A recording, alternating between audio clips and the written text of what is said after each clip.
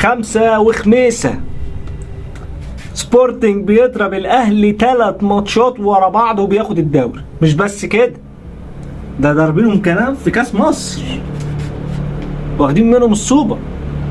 وسبورتنج ما وقفتش لحد كده، عندها اسطوره اسمها هاجر عامر، ما خلتش جايزه فرديه والا وخدتها في موسم واحد. ده مش مجرد سيطره، ده احتلال كامل للقمه. مسحت يعني كل الارقام القياسيه، مفيش مستحيل عند اللاعيبه.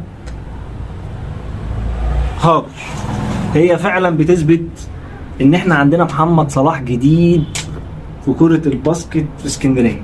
مبروك سبورتين وفرحتونا والله، واتمنى ان شاء الله يبقى عندنا فريق في نادي الاتحاد السكندري يشرفنا كده زي ما نادي سبورتين عامل اعجاز. مبروك لسبورتين ومبروك لاسكندرية يا جماعة.